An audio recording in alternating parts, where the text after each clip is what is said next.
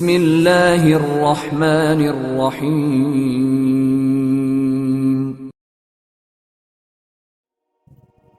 بنی اسرائیل پر اللہ تعالیٰ نے اتنے احسان کیے کہ شاید ہی کسی اور کو اللہ کے انعامات و اکرام کا اتنا وافر حصہ ملا ہو۔ ارشاد باری تعالیٰ ہے، اے بنی اسرائیل، یاد کرو میری اس نعمت کو جس سے میں نے تمہیں نوازا تھا، اور اس بات کو کہ میں نے تمہیں دنیا کی ساری قوموں پر فضیلت عطا کی تھی۔ جب اللہ تعالیٰ نے انہیں کنعان کے بیابانوں سے اٹھا کر مصر کے سبززاروں میں پہنچایا تو دراصل یہ قبطیوں کی اصلاح کے لیے بنی اسرائیل کو ایک موقع بعام پہنچایا تھا، مگر وہ بنی اسرائیل فریضہ اقامت دین سے غافل رہے۔ انہوں نے وہاں کے قبطیوں کو دین سے روشناس نہیں کروایا، اس کے علاوہ قومی برتری کے جھوٹے اور جاہلانہ احساس میں مبتلا ہو گئے۔ آخر مصریوں میں قوم پرستی کی ایک لہر آ گئی، اسرائیلیوں کو اقتدار سے علیحدہ کر دیا گیا، اور نوبت یہاں تک پہنچ گئی کہ اسرائیلی تہذیب مٹانے اور اسرائیلی قوم کو دنیا سے نابود کرنے کی سازشیں ہونے لگیں۔ ان کی نسل کشی کے لیے ان کے نوزائیدہ بچوں کو قتل کیا جانے لگا، اور لڑکیوں کو قبطیوں کی خدمت کے لیے باقی رکھا جانے لگا۔ قرآن پاک میں اللہ تعالیٰ فرماتا ہے، وہ تمہارے لڑکوں کو قتل کرتے تھے اور تمہاری لڑکیوں کو زندہ رہنے دیتے تھے، اور اس حالت میں تمہارے رب کی طرف سے تمہاری بڑی آزمائش تھی۔ ان سے زبردستی بیگار لی جاتی تھی اور ان کو سر عام رسوا کیا جاتا تھا۔ یہ مجبور قوم ذلت کی زندگی گزار رہی تھی، اور یوں لگتا تھا کہ یہ قوم رسوائی اور غلامی کی زندگی گزارنے کی عادی ہو چکی ہے، اور ذلت اس قوم کا مقدر بن چکی ہے۔ تب اللہ تعالیٰ نے ان کی دعاؤں کو سنا اور ان کو ہدایت اور رہبری کے لیے حضرت موسیٰ علیہ السلام کو مبعوث کیا۔ حضرت موسیٰ علیہ السلام نے مسلسل جد و جہد کے ذریعے حالات کو سدھارنے کی کوشش کی، مگر فرعون کو ان کی اصلاح کی کوششوں کے پیچھے اپنا تخت اور اقتدار ڈگمگاتا ہوا نظر آنے لگا، اور وہ ان اصلاحی کوششوں کو ناکام کرنے پر تل گیا۔ آخرکار اس کے سوا اور کوئی چارہ نہ رہا کہ حضرت موسیٰ بنی اسرائیل کو فرعون کی غلامی سے نجات دلائیں۔ در حقیقت بنی اسرائیل کی پوری تاریخ دین سے دوری، نافرمانی اور سرکشی سے لبریز ہے۔ حضرت موسیٰ کے ساتھ پوری قوم نے دیکھ لیا کہ کس طرح اللہ تعالیٰ نے ان کو فرعون کے ظلم اور استحصال سے نجات دی، اور پھر ان ظالموں کو ان کے آنکھوں دیکھتے اٹھا کر سمندر میں پھینک دیا۔ پھر سینا کے صحرا میں ان کو بھوک، پیاس اور دھوپ سے محفوظ رکھا، مگر یہ قوم کہ غلامانہ سوچ جس کا مقدر بن چکی تھی، مصریوں کے عقائد سے بری طرح متاثر ہو چکی تھی، اور مصریوں کے مشرکانہ تمدن میں پوری طرح رنگ چکی تھی۔ چنانچہ حضرت موسیٰ کے چند دن کی غیر حاضری کے دوران شرک جیسی گمراہی میں مبتلا ہو گئی۔ موسیٰ علیہ السلام کے پیچھے ان کی قوم کے لوگوں نے اپنے زیوروں سے سونے کا بچڑے کا ایک پتلا بنا لیا، جس میں سے بیل کی طرح آواز نکلتی۔ کیا انہیں نظر نہ آتا تھا کہ وہ نہ ان سے بولتا ہے اور نہ کسی معاملے میں ان کی رہنمائی کرتا ہے؟ مگر پھر بھی انہوں نے اسے اپنے معبود بنا لیا، اور وہ سخت ظالم تھے۔ پوری قوم کی بے بسی کا یہ عالم تھا کہ ہارون علیہ السلام کے سوا کوئی ایک فرد ایسا نہ تھا جو قوم کو اس کی اس غلط روش پر نکیر کرتا۔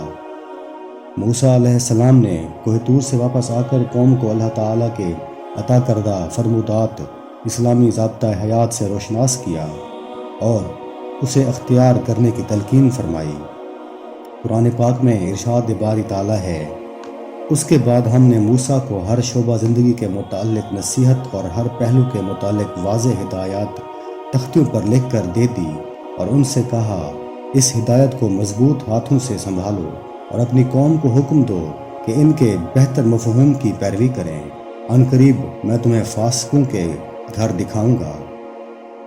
مگر یہ قوم جہالت اور گمراہی کی موشگافیوں میں پڑ گئی اور مختلف ہیلوں سے احکام الہی کو پس پشت ڈالتی رہی۔ بنی اسرائیل سے وعدہ کیا گیا تھا کہ خطہ فلسطین میں اسے آباد کیا جائے گا، تاکہ وہ وہاں ایک اسلامی ریاست قائم کر کے دنیا کی گمراہی کی لرزہ خیز تاریکیوں میں ہدایت کی مشعل روشن کرے۔ مگر یہ لوگ اپنی اس ذمہ داری سے منہ پھیرنے لگے اور جی چرانے لگے۔ اس بدبخت قوم نے حضرت موسیٰ علیہ السلام سے یہ تک کہہ دیا، اے موسیٰ، ہم تو وہاں کبھی نہ جائیں گے جب تک وہ وہاں پر موجود ہیں، بس تم اور تمہارا رب دونوں جاؤ اور لڑو، ہم یہاں بیٹھے ہیں۔ ان کے جہاد سے جی چرانے پر اللہ تعالیٰ نے ارض مقدس اس نسل پر حرام کر دی، اور وہ نسل جو اس وقت موجود تھی اس کا ایک بھی فرد موسیٰ علیہ السلام کے 2 مخلص صحابیوں کے سوا فلسطین میں داخل نہ ہو سکا۔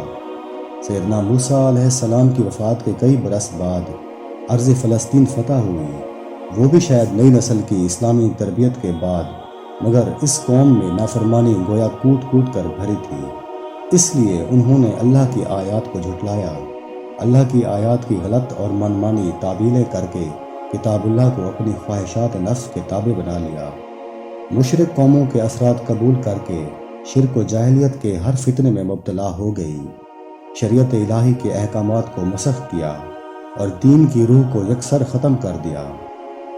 ان کی اصلاح اور اقامت دین کے لیے انبیاء کرام اور ان کے علاوہ صالحین اٹھے اور ان کو جھٹلایا، اور ان کی ایذا رسانی میں کوئی کسر باقی نہ رہی، حتیٰ کہ بعض کو قتل کر دیا گیا اور بعض کو پھانسی پر چڑھا دیا گیا۔ اللہ تعالیٰ نے ہفتے کا دن ان کے لیے فراغت کا دن بنایا تھا، مگر اس دن میں انہوں نے اللہ کے حکم کی نافرمانی کی۔ قرآن میں اس کیفیت کو اس طرح بیان کیا گیا ہے: پھر تمہیں اپنی قوم کے ان لوگوں کا قصہ تو معلوم ہی ہے جنہوں نے ضبط کا قانون توڑا تھا، ہم نے انہیں کہہ دیا کہ بندر بن جاؤ اور اسی حال میں رہو کہ ہر طرف سے تم پر دھتکار اور پھٹکار پڑے۔ سرزمین فلسطین میں وہ کوئی مضبوط حکومت قائم نہ کر سکے، جتنے قبیلے تھے اتنی ہی ریاستیں وجود میں آ گئیں، اور ہر ریاست اقامت دین سے غافل تھی۔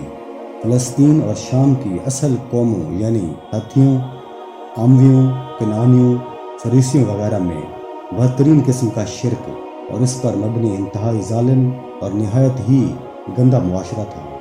اللہ تعالیٰ کا واضح حکم موجود تھا کہ مشرک اور ظالم قوموں کو جہاد اور تبلیغ سے ختم کر کے فلسطین میں اسلامی ریاست قائم کی جائے، مگر جہاد سے بنی اسرائیل کی غفلت اور تناسانی کی وجہ سے نہ تو ان قوموں کا کلا کما ہو سکا اور نہ ہی کوئی متحدہ اسلامی ریاست قائم ہو سکی۔